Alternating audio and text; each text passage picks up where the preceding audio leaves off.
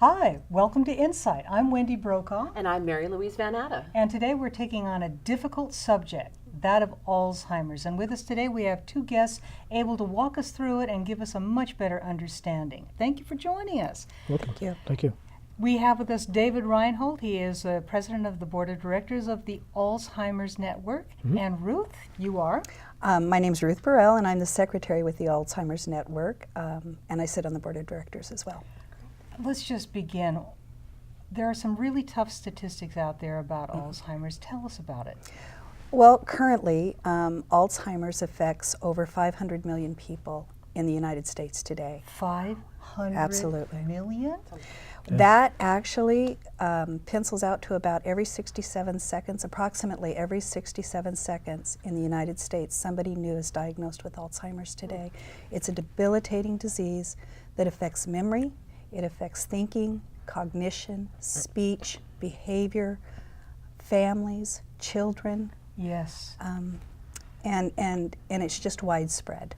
So when we're talking about Alzheimer's, are we talking about one thing? What is Alzheimer's? I went to your website and took a little look at it, and right up there at the top it says, what is Alzheimer's? Obviously people want to know, is it more than one thing?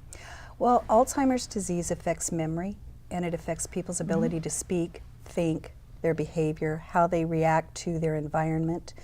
And more times than not, it affects people's ability to function cognitively, their memory. People that take care of them, their family members, they no longer recognize them. It's a dementia-related illness that, unfortunately, they don't have a cure for at this time. However, they can slow the progression of this disease. It is a progressive disease that gets worse as time goes on, that predominantly affects our elder population, age 65 and older. However, we are finding that up to about 5% of the patient population today that this affects are ages 40 to 50. So it is also affecting a younger patient population today. Well, and what we've seen in our community is how difficult that is for the families. Absolutely. And how does the network support the families who are either working through a diagnosis process with someone in their life or are dealing with someone in their life right now that they know has Alzheimer's? David? Yeah, we have several different programs. We have a monthly educational program. We have bi-monthly support groups. We have bi-monthly memory screening. We also have an annual symposium where we bring a guest speaker in, and it's about a 4-hour seminar. Where is the Alzheimer's Network located? It's located at the 50 Plus Center out on Portland. Right out there on Portland Road. Yes, yeah. That's great. We're upstairs. It's on the second floor up there. Oh, that's fantastic. And do you hold your symposiums and classes all at that center?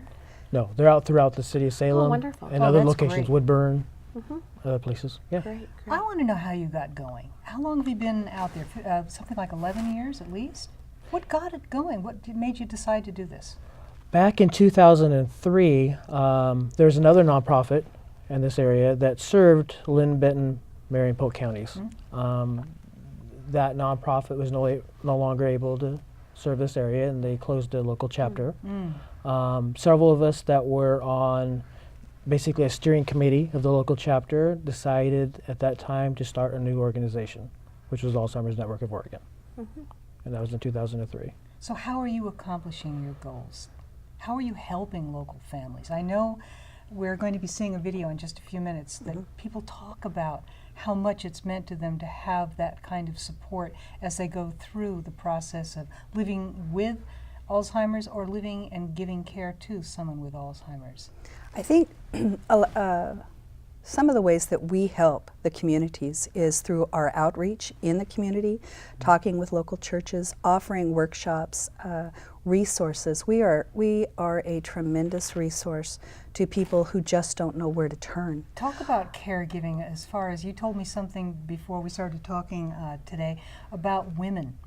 Well, some interesting statistics that just came out, I believe, in March. Historically, we know that one out of every 11 women will be diagnosed with breast cancer.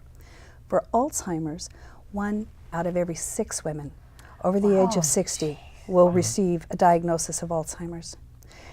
Women today are at the epicenter of this disease. We are being diagnosed more with it, not to say that men aren't, but when you think about the disease and the life expectancy once you receive that diagnosis, either the woman is the caregiver for somebody, their family member diagnosed with this disease, or they're receiving it themselves.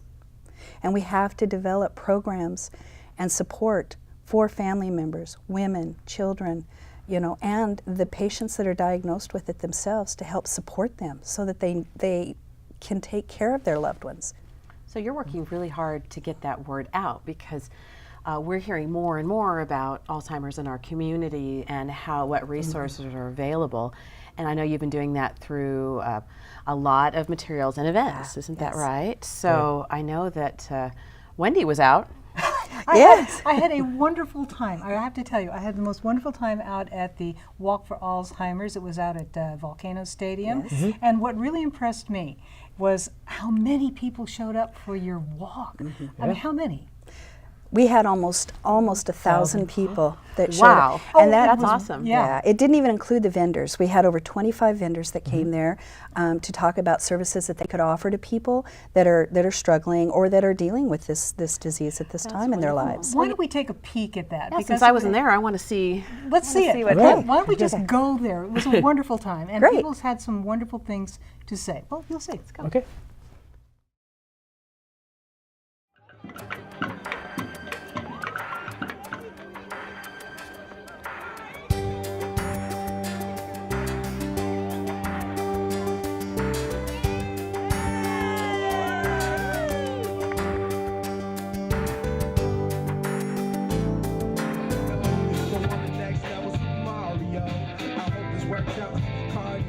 My grandma, Miss Walker, she has Alzheimer's, and like I used to have to go out at night and stuff with my mom and my auntie and like trying to find her. So I thought that I would try to do this for her and like get some donations. So I went into the office at Alzheimer's Network of Oregon, and I got some donation packets, and I went out door to door. I called my aunt asking what was he doing so I could like hang out with him. Then she told me that he was doing a fundraiser for it, so I went out and helped.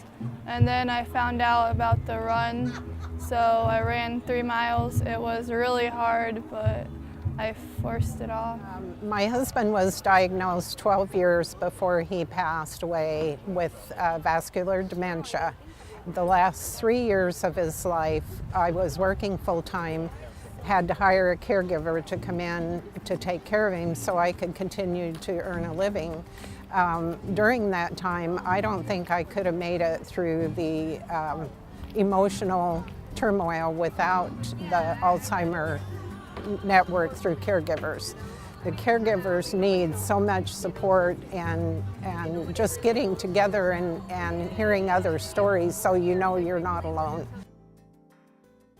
I've been involved with the Alzheimer's Network since its inception, since its founding, and I do it because I think that I see time and time again families and individuals who are grateful for the support, who are grateful to have a number to pick up and call, to have an office to come to have a place they can pick up some resources, people they can talk to, and I think that people helping people is important in communities.